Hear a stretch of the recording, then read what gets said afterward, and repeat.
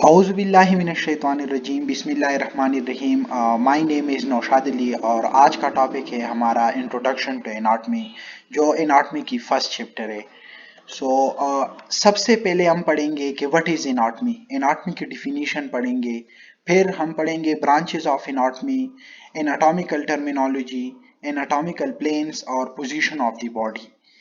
First chapter में हम इन चीज़ों को डिटेल से पढ़ेंगे। हम स्टार्ट कर देते हैं कि what is anatomy.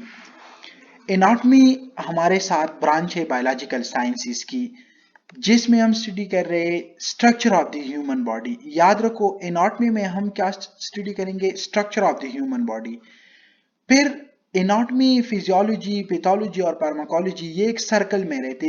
Being a medical students आपको पता होनी चाहिए कि ये 4 डिफरेंट सब्जेक्ट जो है ना, ये एक दूसरे के साथ कनेक्ट होता है। क्योंकि एनाटमी में आप पढ़ेंगे structure of the human body, आपको पता लग जाए कि ह्यूमन बॉडी की स्ट्रक्चर किस तरह है। फिर फिजियोलॉजी में आप पढ़ेंगे कि हमारी, क्योंकि फिजियोलॉजी में हम फंक्शन पढ़ते, तो आपको पता लग जाए कि हमारी ह्यूमन बॉडी में एक एक सिस्टम किस तरह फंक्शन कर देता है। अगर आपकी फिजियोलॉजिकल कंडीशन है, कोई डिजीज भी नहीं है, अगर आपकी बॉडी में कोई डिजीज आ जाते हैं, ह्यूमन बॉडी में कोई डिजीज आ जाता है, तो फिर उसी डिजीज को हम पैथोलॉजी में स्टडी करेंगे। और जब आप डायग्नोसिस करेंगे कि ये डिजीज़ हमारे साथ आ चुकी है हमारी बॉडी में, तो फिर इसी डिजीज़ को हम ट्रीट कर देते हैं। ट्रीटमेंट के लिए हम जाएंगे कौन सी ब्रांच में? फार्माकोलॉजी में। तो ये एक जनरल सा इंफॉर्मेशन था कि आपको पता होनी चाहिए कि एनाटमी का लिंक फिजियोलॉजी के साथ होता है, फिर फार्माकोलॉजी, पैथोलॉजी और फिर फार्माकोलॉजी। अब हम स्टार्ट कर देते हैं कि what is anatomy. Anatomy is the branch of biological science in which we study the structure of the human body. मैंने आपको कहा कि एनाटॉमी में हम क्या स्टडी करेंगे? Structure of the human body. Physiology में हम क्या स्टडी करेंगे? फिजियोलॉजी में हम स्टडी करेंगे normal function of the body, जो हमारे बॉडी के नॉर्मल फंक्शन होता है। Normal function mean absence of disease, हमारी बॉडी में कोई डिजीज नहीं होगा। फिर तीसरा नंबर ब्रांच जो मैंने आपको कहा कि बीइंग अ मेडिकल स्टूडेंट्स आपको पता होनी चाहिए कि डिजीज आप कौन सी सब्जेक्ट में स्टडी करते हैं। तो pathology, the study of disease is called pathology. जब आप पैथोलॉजी में क्या स्टडी करेंगे? डिजीज को हम स्टडी करेंगे। और फार्माकोलॉजी क्या होता है? द स्टडी ऑफ ड्रग्स, जो ट्रीटमेंट के लिए आप ड्रग्स देंगे तो आप वो स्टडी करेंगे फार्माकोलॉजी में। अब हम आ जाते ब्रांचेस ऑफ एनाटमी के। What is the branches of anatomy? Anatomy की ब्रांचेस जो ये क्लासिफिकेशन हो चुका है, gross anatomy, microscopic anatomy, developmental anatomy और स्पेशलाइज्ड ब्रांचेस ऑफ एनाटमी। अब हम देखते हैं कि ग्रॉस एनाटमी क्या होता है, माइक्रोस्कोपिक एनाटमी क्या होता है, डेवलपमेंटल एनाटमी क्या होता है और specialised branches of the anatomy क्या होता है। Gross anatomy, gross anatomy mean macroscopic. एक हमारे साथ होता है माइक्रोस्कोपिक, दूसरा होता है मैक्रोस्कोपिक। अब माइक्रोस्कोपिक मीन जो स्ट्रक्चर हम स्टडी कर रहे हैं, उस स्ट्रक्चर को देखने के लिए माइक्रोस्कोप का होना बहुत ज़रूरी होता है, क्योंकि वो हम अपनी आई से नहीं देख सकते, अपनी आंखों से नहीं देख सकते। और ग्रॉस एनाटमी में जो आ जाते हैं वो हम अपने आंखों से देख सकते हैं।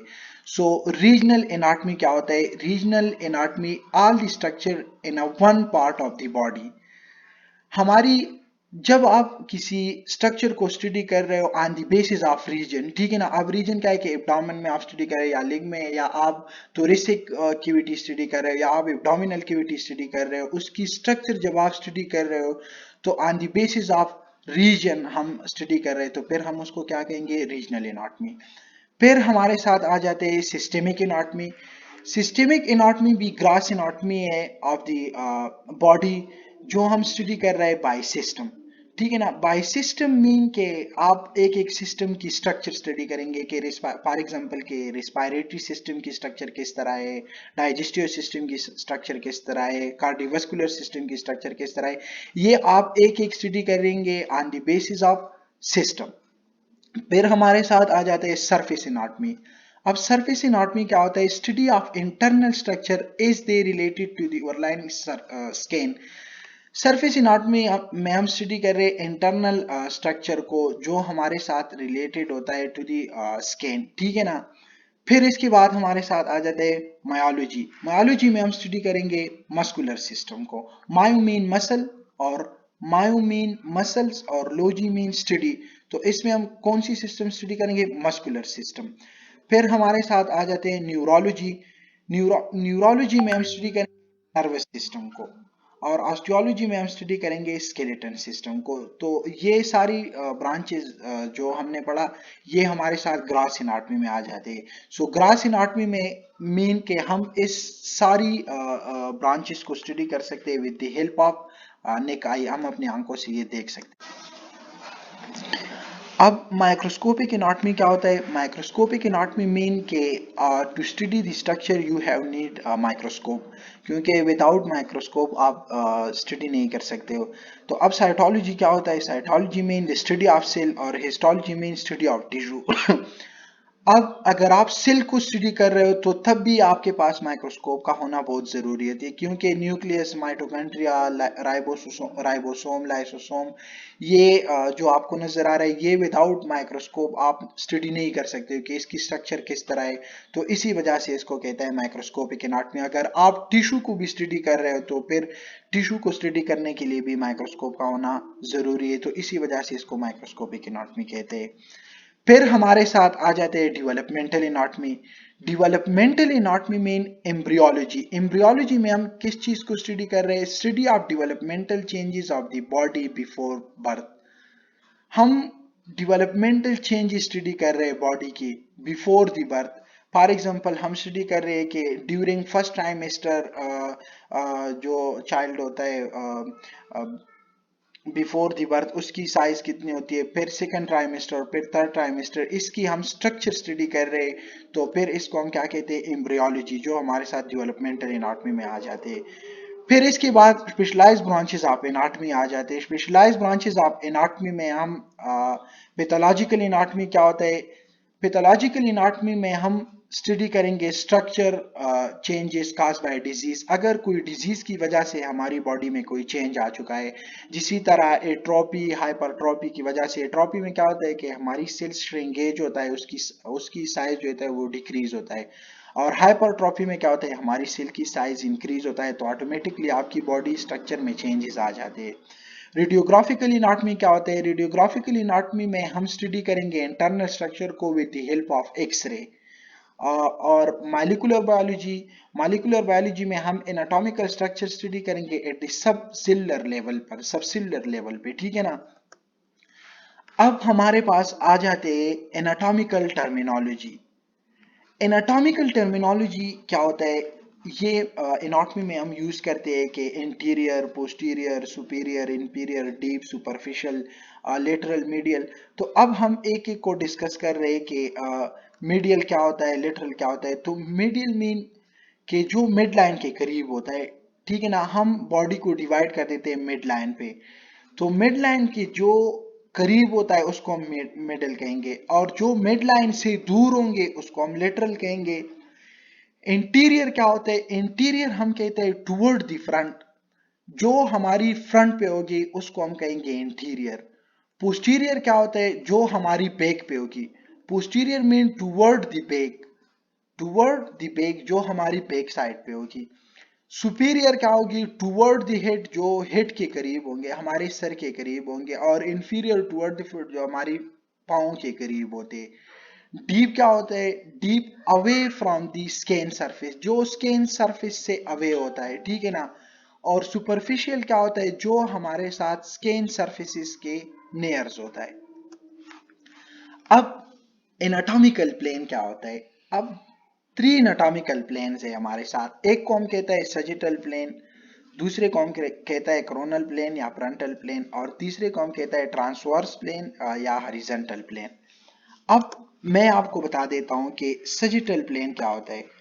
सजिटल प्लेन, ये आप देखो, ये आपको नजर आ रहा है। सजिटल प्लेन क्या कर देता है? ये बॉडी को डिवाइड कर देता है लेफ्ट एंड राइट सेगमेंट में। याद रहो, सजिटल प्लेन क्या कर देता है? ये बॉडी को डिवाइड कर देता है लेफ्ट एंड राइट सेगमेंट में।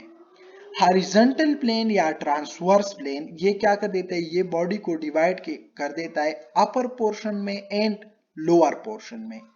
फ्रंटल प्लेन या कोरोनल प्लेन क्या कर देता है? ये बॉडी को डिवाइड कर देता है इंटीरियर सेगमेंट में एंड पोस्टीरियर सेगमेंट में। तो ये 3 different type of anatomical planes है। अभी मैं इधर भी आपको बता देता हूँ कि वो ट्रांसवर्स प्लेन या हॉरिजॉन्टल प्लेन क्या होते हैं। ये क्या कर देते हैं, ये बॉडी को डिवाइड कर देता है अपर एंड लोअर में। ये आपको नजर आ रहा है यहाँ पे बॉडी डिवाइड हुआ है, तो एक अपर पोर्शन हो गया और this one is the lower portion, तो इसको हम कहते हैं ट्रांसवर्स या हॉरिजॉन्टल प्लेन। फिर दूसरा नंबर पे सजिटल प्लेन हमारे साथ आ जाते हैं, मीडियल प्लेन भी इसको हम कहते हैं। तो ये क्या कर देते हैं, ये बॉडी को डिवाइड कर देता है, ये आपको नजर आ रहा है, ये क्या कर देता है, बॉडी को इस तरह डिवाइड कर देता है, तो एक लेफ्ट साइड पे आ जाते हैं, दूसरा राइट साइड पे, तो इसको हम कहते हैं सजिटल प्लेन। तीसरा नंबर हमारे साथ आ जाता है कोरोनल प्लेन या फ्रंटल प्लेन। ये बॉडी को डिवाइड कर देता है interior mean frontal and posterior mean back side पे। तो अब ये बॉडी को डिवाइड कर देता है, ये जो आपको नजर आ रहा है दिस वन ये आप देखें, ये बॉडी को डिवाइड कर देता है इंटीरियर और पोस्टीरियर। और अब हम पढ़ेंगे position of the body. So anatomical position क्या होता है, anatomical position when a person is standing straight, जब एक बंदा स्ट्रेट खड़ा हो जाता है और उसकी आईज लुकिंग फॉरवर्ड, उसकी जो आई कंटेक्ट होता है वो फॉरवर्ड होता है, और इसकी दोनों हाथ जो होता है ना ये भी साइड्स पे होता है, और जो इसकी हाथ का पम्स होता है ना ये भी डायरेक्ट होता है फॉरवर्ड पोजीशन में। तो फिर इस पोजीशन को हम क्या कहते हैं, एनाटॉमिकल पोजीशन। ये बंदा आपको नजर आ रहा है, ये जिस पोजीशन में खड़ा है इस पोजीशन को हम कहते हैं एनाटॉमिकल पोजीशन। फिर इसके बाद हमारे साथ आ जाते हैं सुपाइन पोजीशन। सुपाइन पोजीशन ये, अब ये ह्यूमन बॉडी लेटा हुआ है, ठीक है ना, ये एक आप कंसिडर करें कि दिस मैन जो है ना अब ये लेटा हुआ है, और इसकी आप फेस की पोजीशन देखेंगे तो ये अपवर्ड डायरेक्शन में है। तो इस पोजीशन को फिर हम क्या कहते हैं, सुपाइन पोजीशन। और जिस अब नीचे जो आपको दूसरा बंदा नजर आ रहा है इसकी फेस की पोजीशन डाउन डाउन वर्ड है, ठीक है ना। तो डाउनवर्ड पोजीशन जब होती है तो फिर इस पोजीशन को फिर हम क्या कहेंगे, प्रोन। जब इसकी वो फेस पोजीशन कहाँ पे होती है, डाउनवर्ड पोजीशन में होते हैं, तो फिर इसको हम क्या कहते हैं, प्रोन पोजीशन। अब लास्ट नंबर हमारे साथ आ जाते हैं लिथोटॉमिक पोजीशन।